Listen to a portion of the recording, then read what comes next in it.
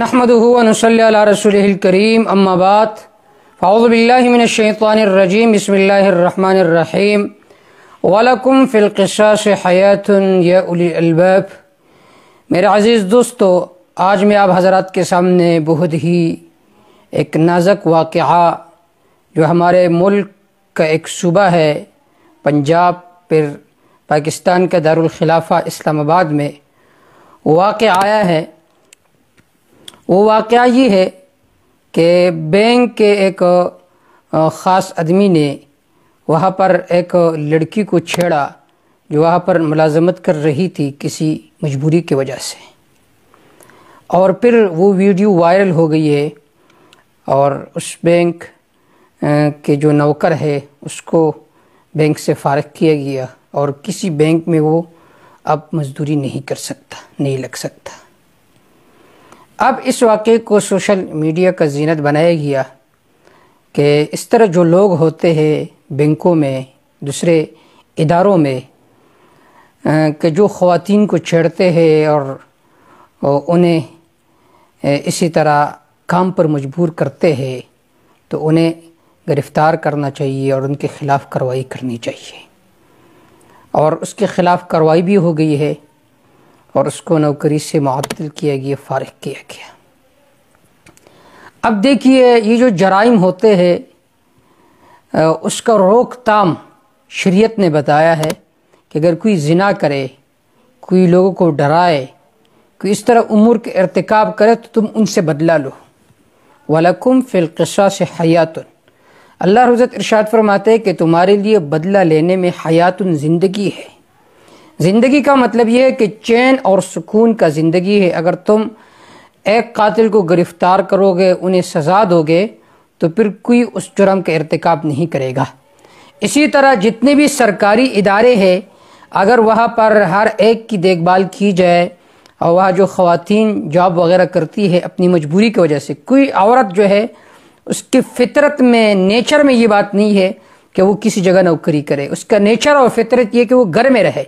लेकिन बाज़ ख़वातीन मजबूरी की वजह से वो जॉब वग़ैरह करती है, तो जो बैंक के लोग होते हैं, दूसरे सरकारी लोग जो होते हैं, मुलाजिमीन वग़ैरह, वो गलत फ़ायदा उठाकर इस तरह औरतों को का फिर रेप करते हैं, इसी तरह उन्हें गलत चीज़ों पर मजबूर करते हैं।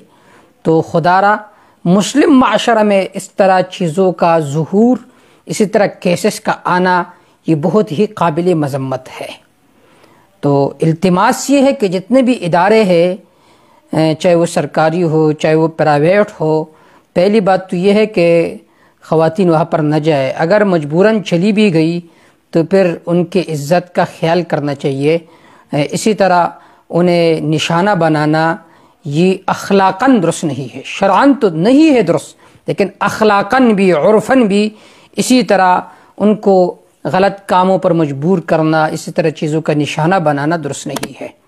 तो ये एक केस नहीं है, बल्कि हज़ारों केसेस इस तरह आपको पेश आएंगे अगर आप ढूंढे। दूसरी बात जो बहुत ज़्यादा उसकी समझने की ज़रूरत है कि एक वीडियो वायरल हो गई है कि जिसकी वजह से उसे नौकरी से हाथ धोना पड़ा। लेकिन हम जो कुछ करते हैं, हमारी वीडियोस बन रही है, हम जो हरकत करते हैं, रात के तारीकी में करते हैं, दिन को करते हैं, जिस वक़्त करते हैं, सब कुछ लिखा जाता है। तो हमें चाहिए कि अपने कौल और फ़ेल में मुहतात रहे, अपने कौल में भी, अपने फ़ेल में भी, अपने किरदार में भी मुहतात रहे।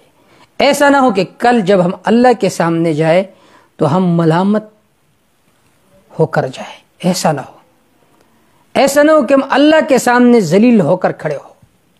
तो अपने कौल, फ़ेल और किरदार का ख़ास ख्याल करना चाहिए।